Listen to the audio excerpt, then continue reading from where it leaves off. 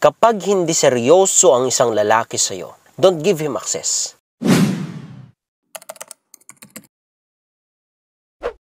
Ang problema sa mga babae na insecure, or sorry, this is not to judge you, but this is the truth. Insecure or walang tiwala sa sarili, or hindi nagagandahan sa sarili, is that whenever na may manligaw sa kanila, whenever na may guy na nagpapakita ng intensyon ng pagmamahal sa kanila, binibigyan agad ng access. Which is sometimes hindi mo pa ini-evaluate, hindi mo pa pinag-isipan, hindi mo pa tines kung talagang totoo nga ba or seryoso sa sayo. Pero dahil sa, tigang ka ng attention, ng pagmamahal, na meron din sanang magpamahal sa'yo, is that binibigyan mo agad ng access. Hindi dapat. I understand you na sometimes nainggit ka lang sa mga kaibigan mo, or dahil sa gusto mo agad din papasok sa relasyon dahil hindi ka nakaramdam ng pagmamahal, or yan lang talaga yung chance mo na magkarelasyon din kasi sa tingin mo hindi ka maganda at hindi ka sexy kaya papatulan mo na agad. Listen, bawat tao may special na ganda. I believe with that. Pero hindi lahat ng tao ay magkakagusto sa'yo. May mga nakalaan talaga nagkakagusto sa'yo. Hindi porke hindi ka crush ng crush mo, hindi ka gusto ng gusto mo, hindi ibig sabihin na pangit ka. No. Bawat tao may unique na something sa kanya na maganda.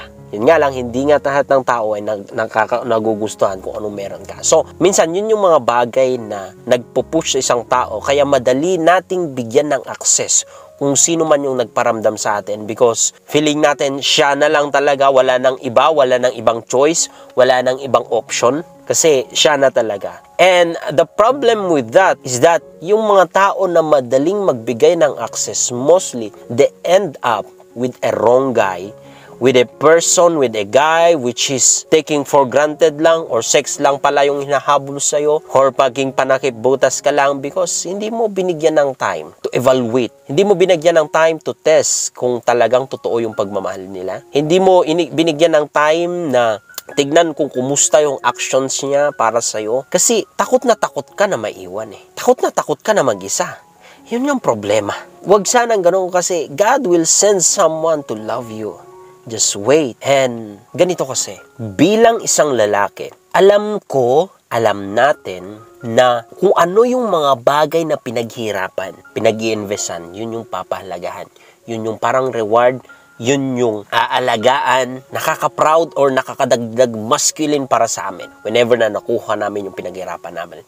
Pero kung madali lang makuha, most of the time, hindi kami ganun natutuwa. Okay na, pero wala yung mindset or mentality na papahalagan ko to kasi pinaghirapan ko, pinag-investan ko. Kaya nga marami ang nagiging taking for granted na after na ginamit, iiwan. Ganito, may dalawang ginagawa yung lalaking hindi seryoso. Let me reveal sa video na ito. Una, ang gagawin niya is that mag-e-effort yan, magpapakita ng intensyon, gagawin ang lahat para makuha yung puso mo.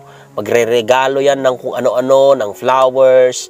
May mga extra efforts na gagawin niya for the meantime, for a short period of time, para makuha yung pagmamahal mo, yung feelings mo. Ngayon, kapag naibigay mo na agad, ang mangyayari dito, iiwan ka niya kapag nakuha niya yung gusto mo.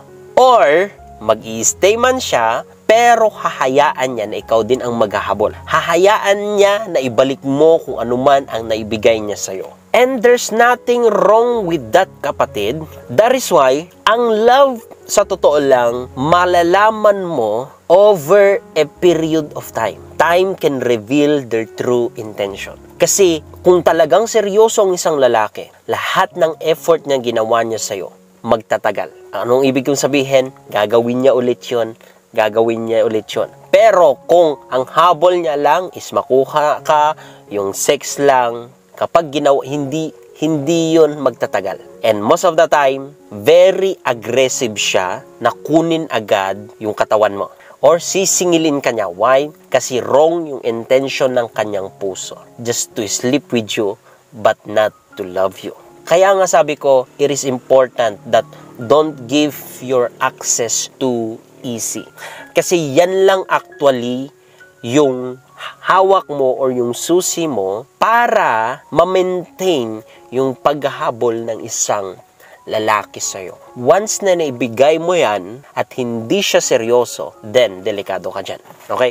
Kaya nga, huwag nyong i-rush ang lahat ng bagay, huwag nyong i-rush ang relationship, and never enter a relationship na for fun lang. Or wala kayong plano na mag-asawa. Nagsasayang ka lang ng oras. Distraction actually. Nagdadagdag ka lang ng distraction sa buhay mo.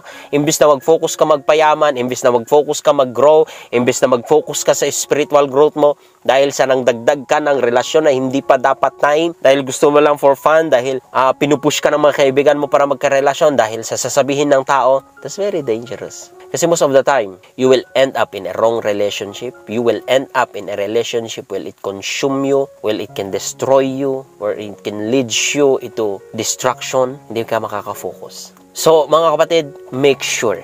Ladies, make sure na alamin nyo muna kung seryoso ang isang lalaki sa inyo before giving him yung access sa buhay mo, sa puso mo. May mga ginawa na akong video paano mo malalaman kung seryoso ang isang lalaki sa iyo. Manood ka sa mga video na yon, worth it na panoorin yon. Okay po ba? Alamin mo kung genuine yung pagmamahal niya sa iyo. Then, kapag na-confirm mo, then, doon ka mag-invest. Give him access para hindi naman siya mapagod or, isipin niya na nag-invest siya or, nag-e-effort siya sa babaeng hindi naman nakikita yung value niya. But make sure lang, na-confirm mo na genuine yung pagmamahal niya. Okay? So, I hope na meron kayong natutunan sa video na ito. Please like, share, and comments. Shalom.